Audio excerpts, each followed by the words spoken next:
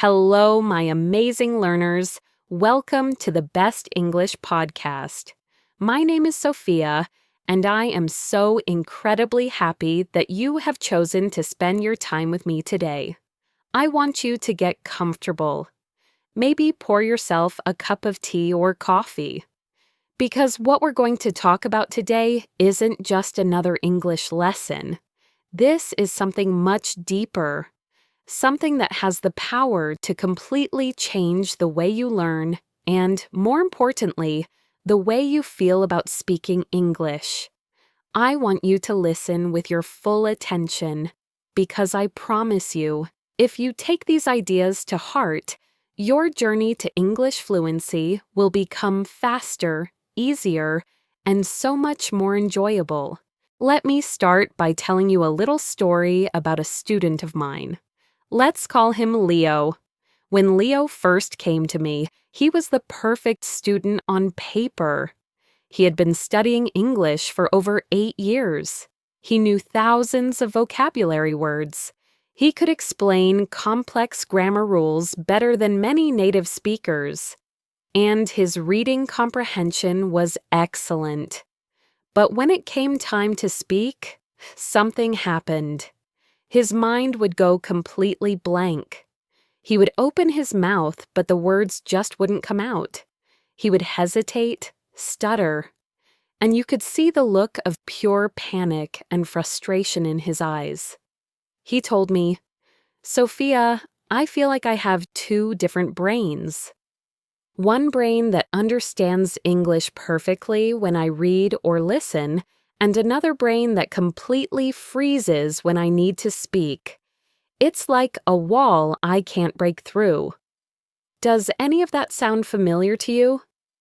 Perhaps you feel that same nervousness when you have to speak to a native speaker. Maybe you spend hours preparing what you want to say in your head, translating every word perfectly from your native language. But when the moment comes, it all disappears. You might avoid social situations where you have to speak English, or maybe you just stay quiet in meetings at work, even when you have great ideas to share. You feel trapped by your own fear. The fear of making a mistake, the fear of being judged, the fear of not sounding perfect. I want you to know, right here and right now, that you are not alone. Millions of English learners around the world feel this exact same way. And I am here today to tell you that this struggle, this fear, this frustration, it does not have to be your story anymore. English is not an impossible mountain to climb. It is not some secret code that only a few special people can crack. And you absolutely, 100%, can become a confident, fluent English speaker much, much faster than you currently believe is possible. The problem isn't your intelligence, and it isn't your ability to learn. The problem is the method. The way you've been taught to learn is likely the very thing that is holding you back. Today, we are going to throw away that old method. We are going to stop treating English like a difficult school subject that you have to study and memorize. Instead, we are going to start treating English as something you live. We're going to make it a natural part of your world, just like breathing, eating, and sleeping. This isn't about memorizing endless lists of words or complicated grammar charts. This is about changing your relationship with the language itself. Are you ready? Let's begin this journey together. The very first step, and honestly the most important step of all, has nothing to do with grammar or vocabulary. It has everything to do with your mind, with your beliefs. You must change your mindset. From this moment forward, I want you to start telling yourself a new story. The new story is this: English is easy. I know. You might be thinking, "Sophia, that's crazy. I've been struggling for years. How can it be easy?" But please trust me on this. If you constantly tell yourself that something is difficult, your brain will believe you. It will create mental blocks, it will resist learning, and it will see every small challenge as proof that you are right, that it is difficult. Your brain will literally work against you. But what happens if you flip that switch? What if you start to genuinely believe that English is easy and natural for you to learn? Your brain is a powerful tool, and it will start to look for evidence to support this new belief. It will become more open, more relaxed, and more receptive to learning. Think about when you were a small child learning to walk. Did you read a book about the physics of balance? Did you study diagrams of leg muscles? Of course not. You just tried. You fell down hundreds of times. You bumped your head. You cried a little. But did you ever think to yourself, well, I guess walking is just too difficult for me. I'm going to give up and crawl for the rest of my life? Number. The thought never even entered your mind. You just kept getting up and you kept trying because walking was a natural part of growing up. Mistakes were not failures. They were simply part of the process. This is exactly how you must approach English. Mistakes are not your enemy. They are your best teachers. Every single time you make a mistake, it is a sign that you are trying, you are pushing your boundaries, and you are learning. If you are not making mistakes, you are not improving. You are staying in your comfort zone.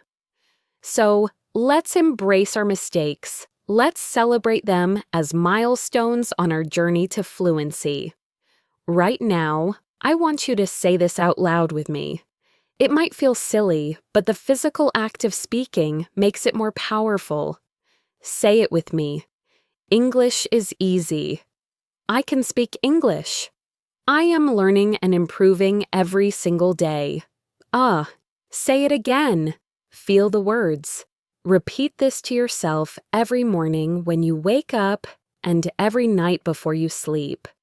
You need to reprogram your brain and build a foundation of confidence. This single shift in your mindset is the key that will unlock everything else for you. When you believe it's easy, the entire process becomes lighter, more fun, and incredibly more effective. Now that we have set our minds on the right path, let's move to the second major step, which is to build our own English world. We're going to create an immersive environment. Many people have the mistaken belief that the only way to become fluent is to move to an English-speaking country like the United States, the UK, or Australia. They think they need to be constantly surrounded by native speakers to succeed. But let me tell you, that is a complete myth. I have known many people who lived in those countries for years and never became fluent because they stayed within their own communities, speaking their native language.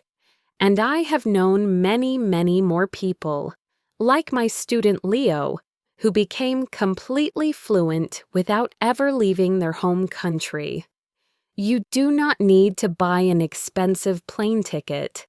You can create a rich, immersive English environment right where you are, right now. Let's start with the small, simple things you can do today. Take out your smartphone. It's probably in your hand or your pocket right now. Go into the settings and change the system language to English. Yes, right now. This is your first action step. It might feel a little strange or confusing for the first day or two. But think about how many times you unlock your phone every day. 50 times? 100 times? Every single time you will be reading English. You will see words like settings, messages, clock, calendar. You'll see notifications in English. Your brain will begin to accept English as a normal part of your daily life, without you even trying. It's a small change, but it has a massive cumulative effect. Next, we need to change the language you think in. This is the big one. This is the secret key to unlocking fluency and speaking without hesitation. Right now, you probably do what most learners do. You have a thought in your native language. Then you mentally search for the right English words. Then you try to arrange them according to English grammar rules. And then you finally speak. This translation process is what makes you slow, hesitant, and awkward. It's exhausting for your brain. We need to cut out the middleman. We need to eliminate the translation step. We need to train your brain to think directly in English. You might say, "But Sophia, how can I think in English if I don't know enough words?" You start small, incredibly small. You don't need to think about philosophy or politics. You just need to narrate your own life with simple words and sentences. Let's practice right now. Look around the room you're in. Don't translate. Just see an object and say the English word in your head. Chair, table, window, door, light, book, computer, pen, cup. Just name the things you see. Do this for a few minutes every day. This is level 1 of thinking in English. Once that feels comfortable, you move to level 2, describing simple actions. When you wake up in the morning, your internal monologue, the voice inside your head, should be in English. I am waking up. I need to turn off the alarm. I am getting out of bed. The floor is cold. I am walking to the bathroom. I am brushing my teeth. I am looking in the mirror. You become the narrator of your own movie. You describe everything you are doing as you are doing it. Now I am making coffee. I am getting a cup. I am pouring the water. I am adding the coffee. I am waiting. The sentences can be very, very simple. The goal is not to be poetic. The goal is to build the habit of your brain's default operating system running in English. Next, we move to level 3, describing feelings and opinions. I feel tired this morning. This coffee tastes good. It is a beautiful day today. I think this is an interesting podcast. You start to connect your inner world, your emotions and thoughts, to the English language directly. And finally, level 4 is planning and thinking about the future, still in simple English. After this, I need to check my email. Later today, I will go to the supermarket. I need to buy milk, bread, and eggs. This evening, I want to watch a movie. By practicing these levels every single day, you are building new neural pathways in your brain. You are creating a direct connection between a thought and the English words to express it. This is, without a doubt, the most powerful technique you can use to eliminate hesitation and start speaking fluently. To support this new habit of thinking in English, you should also start talking to yourself in English. Yes, you heard me correctly. Become your own conversation partner. This might feel strange at first, but it is one of the safest and most effective ways to practice speaking. Why? Because there is no fear. There is no one to judge you. You can make as many mistakes as you want. Stand in front of a mirror and have a conversation. Ask yourself questions and answer them out loud. Hello, how are you today? I'm doing great, thank you. A little busy, but it's a good day. What are your plans for the weekend? I think I will visit my family. Maybe we will go to the park if the weather is nice. What about you? This simple exercise does amazing things. It helps you practice forming sentences, it improves your pronunciation because you can hear yourself, and it builds your confidence in a zero-pressure environment. The last part of building your English world is to make it physical. Get some small pieces of paper or sticky notes and a pen. Walk around your house and label everything in English. Put a note on the refrigerator that says refrigerator, on the television that says television, on the door, door, on the mirror, mirror, on the kitchen table, table. Go through every room. In the kitchen, sink, faucet, cabinet, stove, oven, microwave, plate, bowl, fork, knife, spoon. In the living room, sofa, armchair, coffee table, bookshelf, lamp, rug, window, curtain. Every time you see one of these objects, you will see the English word associated with it. Say the word out loud. This is my sofa. I like to sit on the sofa and read. This constant passive exposure reinforces vocabulary and makes English a tangible, visible part of your home and your life. By changing your phone, thinking in English, talking to yourself, and labeling your home, you have successfully created an immersion environment. You are living in English, no matter where in the world you are. Now, let's talk about a big, scary monster that stops so many learners from speaking: grammar. From the very first day of English class, we have it drilled into our heads that grammar is everything. We memorize verb conjugations, we study tenses, we learn about prepositions and articles. We become so focused on being grammatically perfect that we become terrified of opening our mouths. We think, oh, should I use the present perfect or the past simple here? Is it on the table or at the table? While we are having this internal grammar debate, the conversation has already moved on, and we have missed our chance to speak. I am going to tell you something that might shock you. For now, I want you to stop worrying so much about grammar. Let me be clear, I am not saying that grammar is not important. It is. Good grammar makes your communication clearer and more professional. However, the obsession with perfect grammar is the enemy of fluency. When you are just starting to speak, your primary goal is communication, not perfection. Think about it. If you say, I go to the store yesterday, is it grammatically perfect? Number. But does the other person understand you? Yes, absolutely. They understand that in the past, you went to the store. The communication was successful. The small grammar mistake did not stop the meaning from getting through. As a beginner or intermediate speaker, you should focus on getting your message across. Use simple sentences. Don't try to build long, complex sentences with multiple clauses. Start with the basics. Subject, verb, object.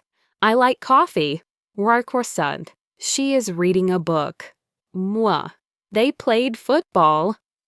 As you listen to more English and speak more, you will naturally start to absorb the correct grammar patterns. You will hear how native speakers phrase things, and you will begin to imitate them. Your brain is designed for pattern recognition. This is how you learned the grammar of your native language as a child, not by studying rules, but by listening and copying. Let me give you an example. Imagine you are in a foreign city and you are lost. You need to find the train station. You go up to someone and you say, "Excuse me, train station? Where?" "Ça, is that grammatically correct?" Not at all. But will that person understand you and point you in the right direction? Almost certainly. In that moment, communication was far more important than grammatical perfection. As you get more comfortable, you can and should refine your grammar. You can focus on learning one new grammar point each week and trying to use it in your speaking practice. But please, I am begging you, Do not let the fear of making a grammar mistake stop you from speaking today. Speak first and worry about perfecting the grammar later. Your confidence will grow so much faster when you give yourself permission to be imperfect. So far, we have changed our mindset and created our English environment. Now it's time for the most important part, actually speaking English as part of your daily life. Every single thing you do during the day is an opportunity to practice. It's not about setting aside 1 hour for English study time. It's about weaving English into the fabric of your day. We've already talked about narrating your actions, which is a great start. But let's take it a step further. Think about your daily routines. When you are in the kitchen making breakfast, describe what you are doing out loud. Okay, I am getting the bread. I'm putting 2 slices in the toaster.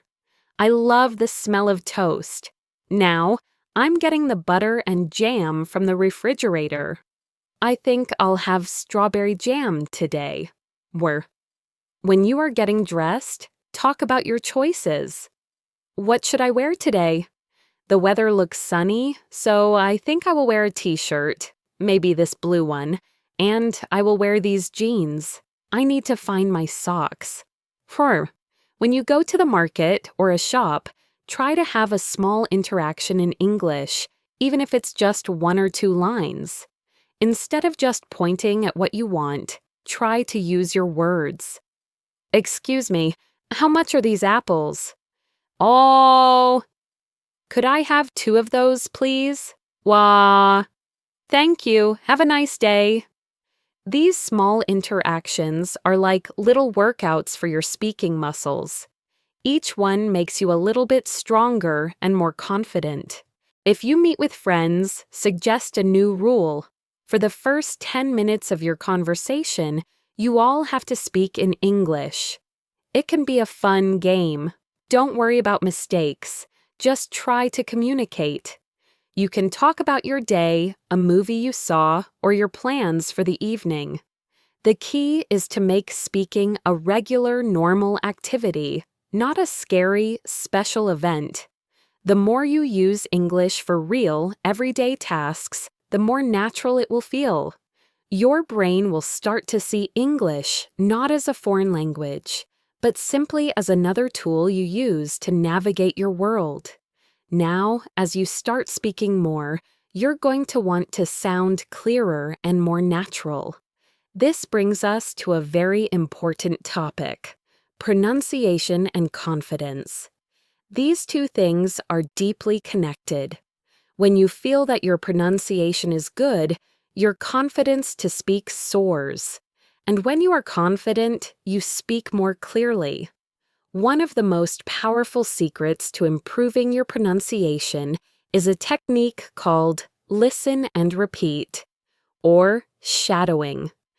When you hear a sentence in English, from a podcast, a movie, or a song, don't just try to understand its meaning.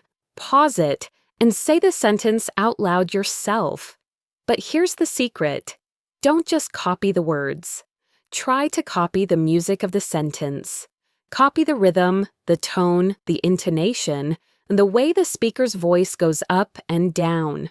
For example, listen to a native speaker say, "I'm going to the store to buy some milk." Why? Notice how going and store and milk are a bit longer and louder, while I'm, to the, and to buy some are faster and softer. Now you try it. Say it out loud. I'm going to the store to buy some milk. 1. Try to match the melody. Doing this repeatedly trains your mouth muscles to make the English sounds correctly, and it trains your ear to hear the natural rhythm of the language. Another crucial tip is to speak slowly and clearly. Many learners think that speaking fast makes them sound more fluent. This is a huge mistake. Speaking too fast often makes your pronunciation messy and difficult to understand. Native speakers will appreciate it much more if you speak a little slower and pronounce your words distinctly. Focus on enunciating each sound. This gives you time to think about what you are saying and ensures that your listener can understand you easily. Clarity is more important than speed. And here is a practical tool you must use: your phone's voice recorder. I know, most of us hate the sound of our own voice, but this is an incredibly valuable exercise. Record yourself reading a short paragraph from a book or an article. Then, listen back to the recording. Compare your pronunciation to a native speaker's. Can you hear the differences? Maybe you notice that you're not pronouncing the th sound correctly, or that you're stressing the wrong syllable in a word. This self-awareness is the first step to improvement. You cannot fix a problem that you don't know you have. Make recording yourself a regular part of your practice, and you will see amazing progress in your pronunciation and, as a result, your overall confidence. Even with all these tools, there is still one major obstacle we have to conquer: fear and hesitation. Fear is the mind killer. It's the wall that Leo felt he couldn't break through. But you can break through it. One of the best techniques to overcome hesitation is something I call the 3-second rule. It's very simple. When you're in a conversation and you have something to say, you give yourself 3 seconds to say it. 1, 2, 3, go. Don't give your brain time to start worrying. Don't let it start the internal debate about grammar or vocabulary or what the other person will think of you. Just open your mouth and speak. The first words might not be perfect, but that's okay. The goal is to break the habit of hesitation. The more you force yourself to speak without overthinking, the weaker the fear becomes, and the stronger your confidence grows. Remember, even native speakers make mistakes. We use the wrong word, we stumble over our sentences, we say and It's a natural part of speaking. So grant yourself the same kindness and permission to be imperfect. So let's bring it all together. We've talked about mindset, immersion, grammar, daily practice, pronunciation, and overcoming fear. But the ultimate goal that connects all of these ideas is to get you to the point where you are thinking in English. This is the key to true fluency. When you think in English, there is no translation, no delay. The thought appears in your mind in English, and it comes out of your mouth in English. The process is seamless and natural. The path to thinking in English begins with those small steps we discussed: naming objects, narrating your actions, describing your feelings. As you practice this every day, you will slowly but surely build that mental muscle. You will start to notice that English words and phrases pop into your head automatically, without any effort. You might even start having dreams in English.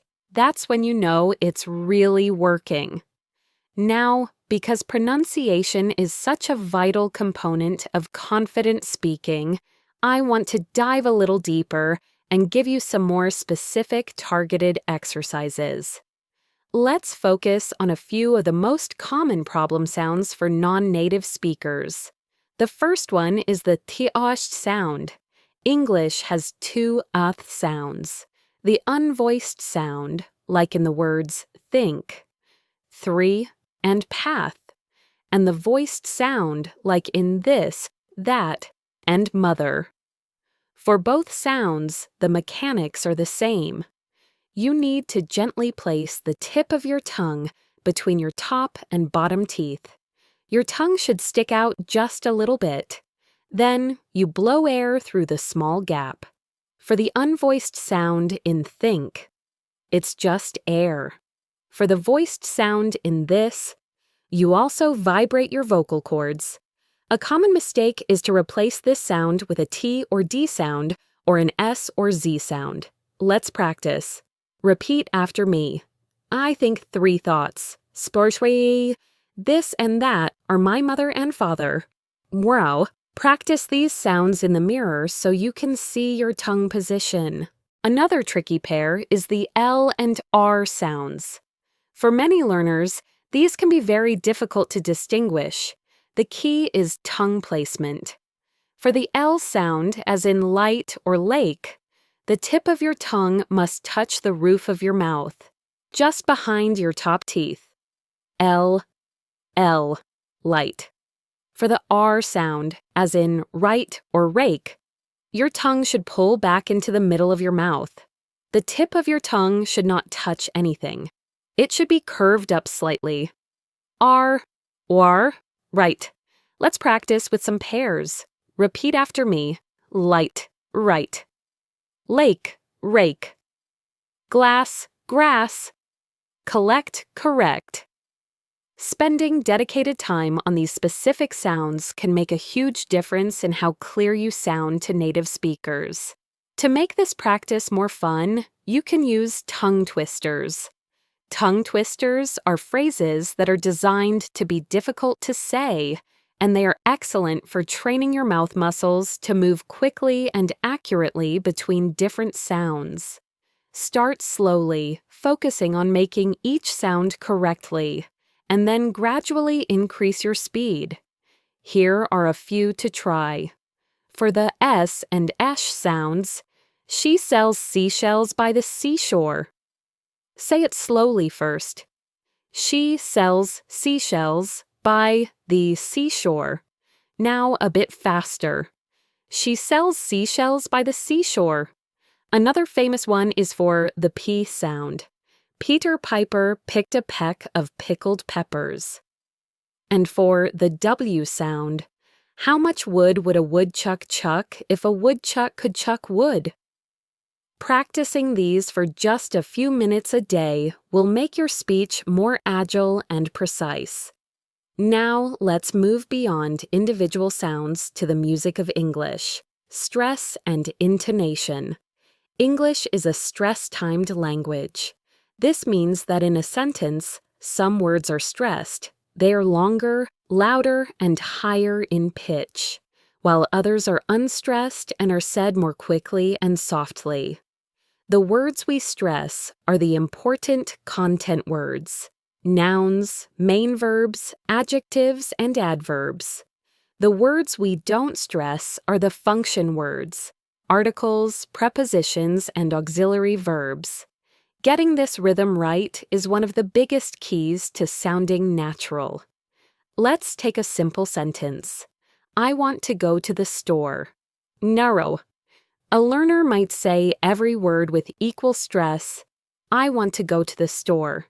But a native speaker would say, I want to go to the store. The words want and store are stressed, and to go to the are all squeezed together quickly. Practice this. Listen for the beat in English sentences and try to copy it.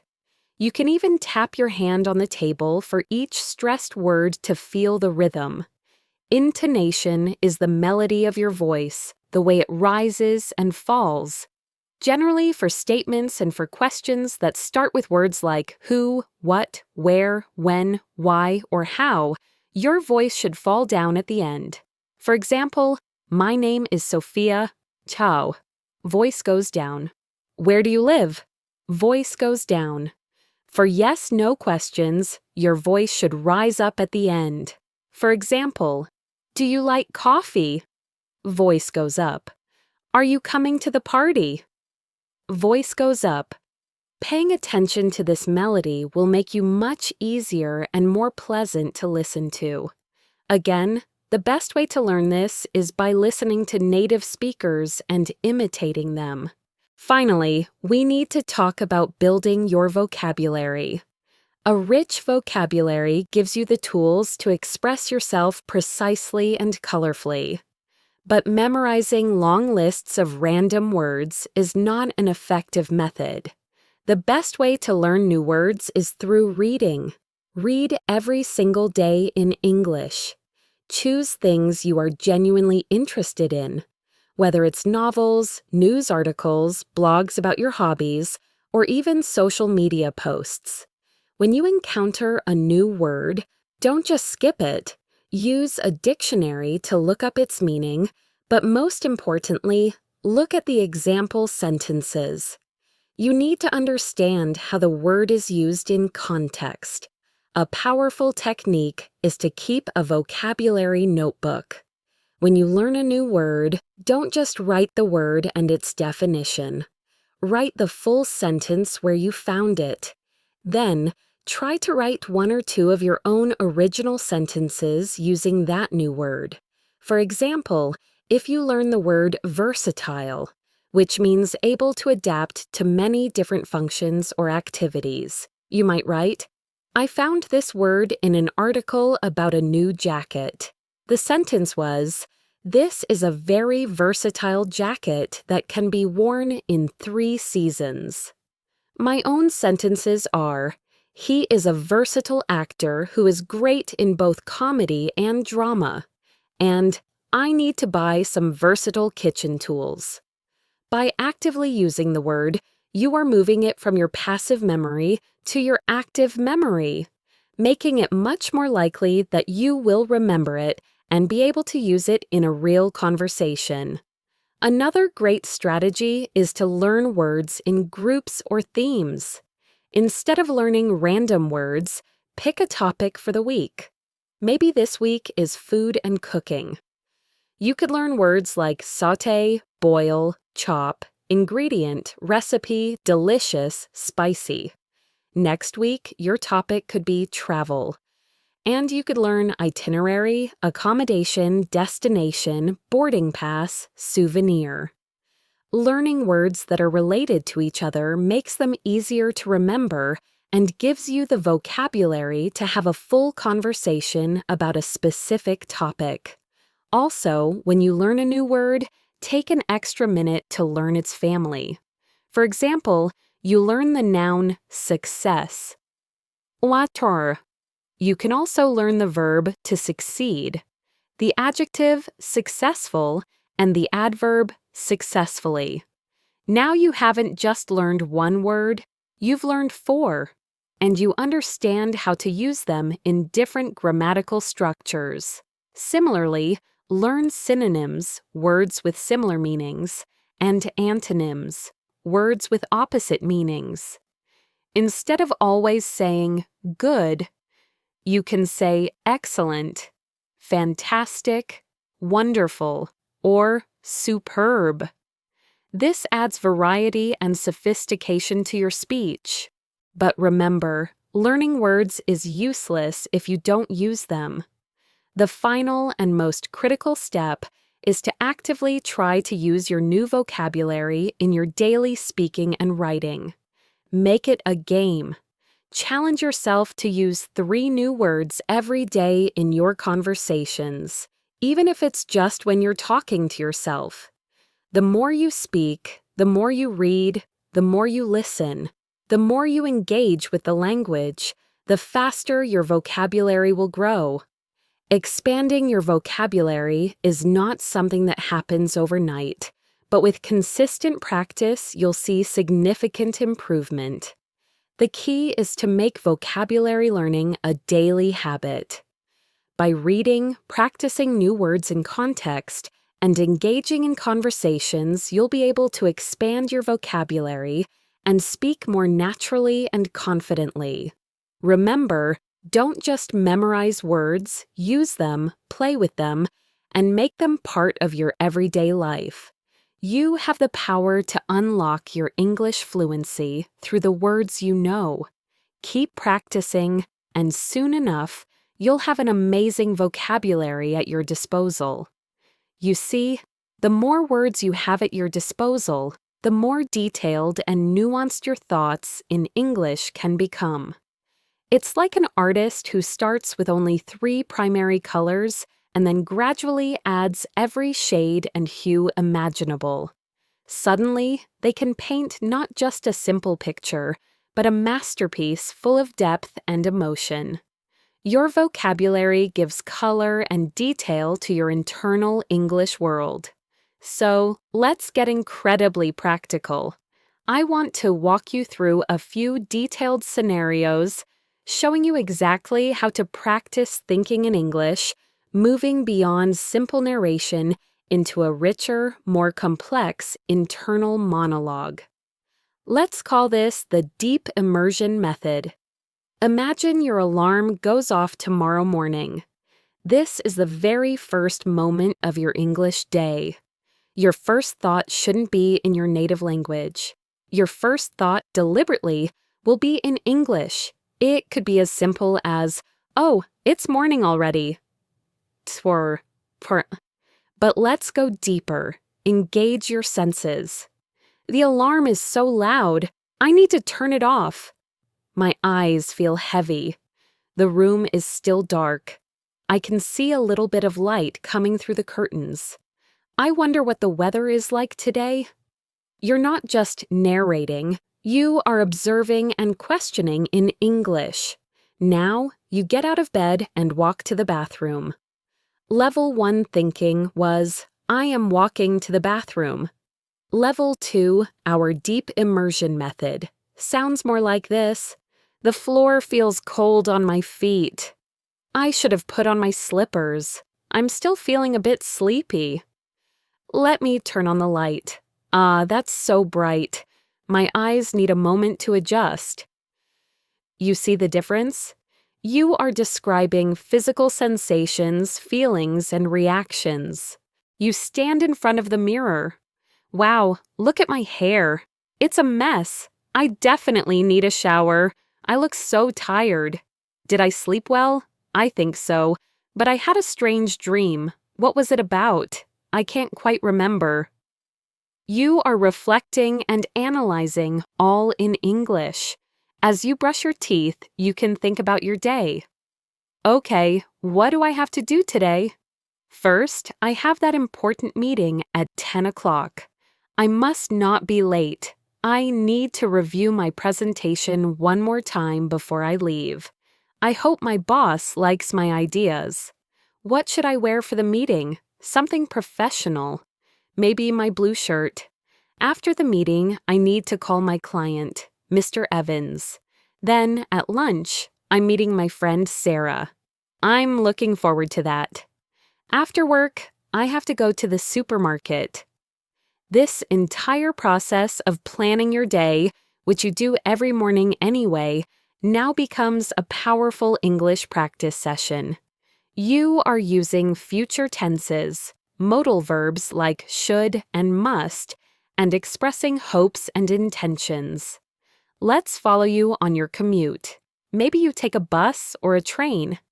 Instead of scrolling mindlessly through your phone, this is a golden opportunity. Look out the window and become a commentator. The bus is very crowded this morning. I was lucky to get a seat. That man over there is reading a newspaper. The woman next to him is listening to music. I can see she is tapping her foot to the beat. We are passing the city park now. The trees look beautiful at this time of year. Look at that little dog chasing a ball. It looks so happy and full of energy. You are practicing describing other people, using the present continuous tense, and making observations about the world around you. This is far more engaging and beneficial than just staring into space. Now, let's take our deep immersion method into the supermarket. This is a fantastic environment for practice because it's full of objects, decisions, and potential interactions. You walk in with your shopping list, which you wrote in English, of course. Okay, first on the list is vegetables. I need some tomatoes, cucumbers, and onions. Let's go to the produce section. You pick up a tomato. This one feels ripe and firm. It looks good. I'll take 4 of these. Now for the cucumbers. These look a bit old. Let me see if I can find fresher ones in the back. These are much better. You are making judgments and comparisons. you move to the next aisle. Now I need pasta. There are so many different brands. Which one should I get? This one is a bit more expensive, but it's imported from Italy. It's probably better quality. But this other one is on sale. Buy one, get one free. That's a great deal. It's a practical choice. I think I'll go with the one on sale. You are weighing options, using comparative and superlative adjectives, and making decisions. Suddenly, you realize you can't find something. Where is the olive oil? I've looked in this aisle and the next one. I think I need to ask for help. Now, you rehearse the conversation in your head. This is a crucial step. How should I ask? I can say, "Excuse me, can you help me?" And when they say yes, I'll say, "I'm looking for olive oil. Could you tell me where I can find it?" Yes, that sounds polite and clear. By rehearsing, you build the confidence to actually have the real interaction. This is how thinking in English directly translates into speaking in English. These detailed scenarios show you that this isn't about adding a new difficult task to your day. It's about changing the language of the tasks you are already doing. It's about transforming dead time, like commuting or waiting in line, into active, productive learning time. As you get more comfortable with this internal monologue, you'll naturally want to sound more, natural. This brings us back to pronunciation, but we need to move beyond single sounds and look at how native speakers connect everything together to create that smooth, flowing sound. We need to talk about the secrets of connected speech. Connected speech is what makes spoken English sound so different from the way it's written. It's why learners often say, "I can understand when people speak slowly, but when they speak at a normal speed, I can't catch the words." The reason is that native speakers don't pronounce every single word perfectly and separately. The words flow into each other, they link together, and some sounds even change or disappear. The first and most common type of linking is when a word ending in a consonant sound is followed by a word beginning in a vowel sound. We connect them as if they were one long word. For example, think of the phrase an apple. We don't say an apple, we say a napple. The N sound from N attaches to the L sound from apple. Listen again, a napple. Let's try another one, turn off. It becomes turn off, raus, or I like it. It becomes I like it. This is a fundamental rule. Let's practice a full sentence. I have an important meeting at 8. Row. A native speaker would naturally say, I have an important meeting at 8. Practice saying that. Feel how the words smoothly connect. The second type of linking happens when a word ending in a vowel is followed by a word beginning in a vowel. To make it easier to say, we often insert a small, almost invisible sound between them. If the first word ends in a sound like O or U, where your lips are rounded, we often add a tiny W sound. For example, go away. It becomes go away, on. Or you are. It becomes you are. If the first word ends in a sound like E or I, where your lips are spread, we add a tiny Y sound. For example, I am. It becomes I am. Or she asked. It becomes she asked. You probably don't even need to think about doing this consciously. As you try to say the phrases smoothly, your mouth will naturally create these connecting sounds. But the biggest secret to sounding natural is understanding reductions. In English, we don't give equal importance to every word. The important content words are stressed, and the less important function words are unstressed. When a function word is unstressed, its vowel sound is often reduced to a very short, weak, and lazy sound called the schwa. It's just a soft sound. The words that get reduced all the time are words like to, for, a, the, can, at, and are. Let's look at an example. Written English, I want to go to the store. Spoken English, I want to go to the store. The word to becomes to, which is just a T sound with a schwa. And want to very commonly gets squashed into wanna. Here's another one. Written, I would like a cup of tea. Spoken, I'd like a cup of tea. The word a becomes I, and of becomes av. The F in of is actually pronounced like a V. It sounds incredibly different from how it's written, and this is why listening is so challenging at first.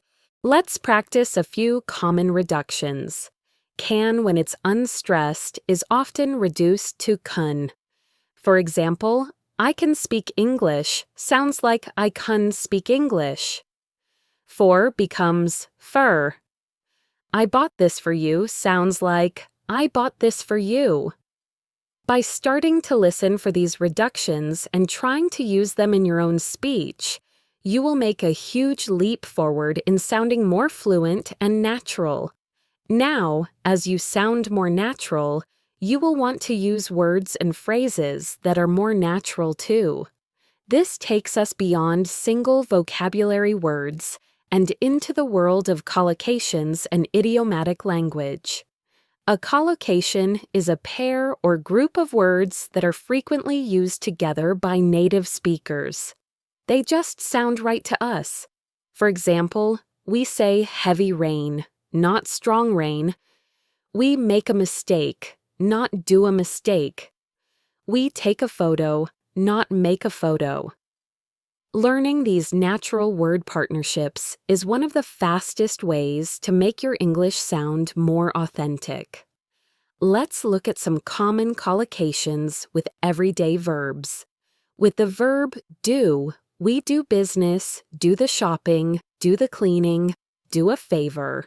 With make, we make a decision, make a promise, make a noise, make an effort. With have, we have a good time, have a conversation, have a drink, have sympathy. With take, we take a break, take a chance, take an exam, take notes. Focusing on learning words in these chunks rather than as individual items is much more effective.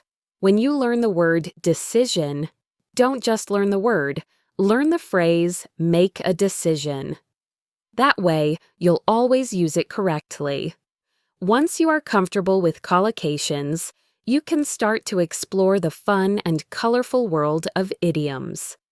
An idiom is a phrase where the meaning of the phrase is different from the meaning of the individual words. For example, if I say it's raining cats and dogs, I don't mean that animals are falling from the sky. It's an idiom that means it's raining very heavily. Idioms can be tricky, so it's best to learn them one by one in context. Let's learn a few useful ones. A very common one is to bite the bullet, run. This means to face a difficult or unpleasant situation with courage and determination. For example, I was very scared of public speaking, but I knew the presentation was important for my career, so I had to bite the bullet and do it. Another one is to be on the ball. This means to be very alert, quick to understand and react to things. Our new project manager is great. She is really on the ball and never misses a deadline. And one more, to see eye to eye, or shao. This means to agree with someone. My brother and I have very different political views, so we don't always see eye to eye, but we are still good friends. When you use an idiom correctly, it shows a deeper understanding of the language and culture. Just be careful not to use too many, or it can sound unnatural. Finally, let's briefly touch on the challenge of phrasal verbs. These are verbs that are combined with a preposition or an adverb, and the combination creates a completely new meaning. For example, the verb look means to see with your eyes, but look for means to search. Look after means to take care of. Look up to means to admire. They are a huge part of everyday English. The best way to learn them is again in context. Don't try to memorize a list. When you read or listen, pay special attention to these phrases. When you learn one, like give up, which means to quit or stop trying, write it down and create your own sentence. Learning English can be difficult, but I will never give up. So you see, this journey to fluency is a multi-layered process. It begins with your mind, with the belief that you can succeed. It's built through the daily habit of creating an immersive world and thinking in English. It's polished through the refinement of your pronunciation, understanding connected speech, and the music of the language. And it's brought to life with a rich vocabulary of collocations, idioms, and phrasal verbs that allow you to express yourself fully and authentically. I know this is a lot of information, but I don't want you to feel overwhelmed. I want you to feel empowered.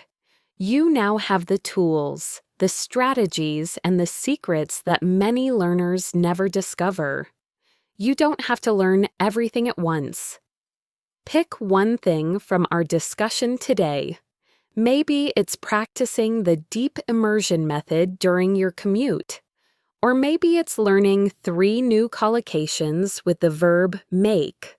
Or perhaps it's practicing the linking sound in an apple. Whatever you choose, do it consistently. Consistency is more important than intensity. Practicing for 15 minutes every single day is far more effective than studying for 3 hours once a week. You are building a new habit, retraining your brain, and carving out new pathways. This takes time and patience.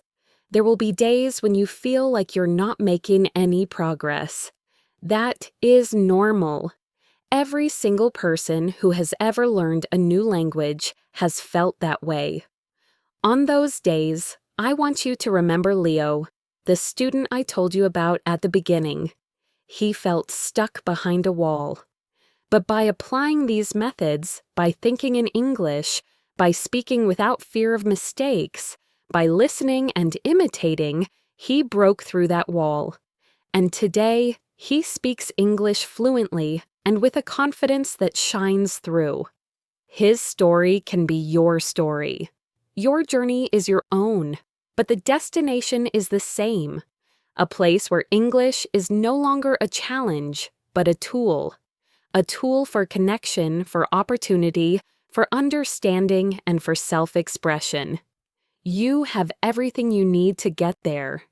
Believe in the process, believe in the power of daily practice, and most importantly, believe in yourself. Thank you for spending this time with me today on the Best English Podcast. My name is Sophia. Keep practicing, keep growing, and keep shining. I look forward to speaking with you again very soon.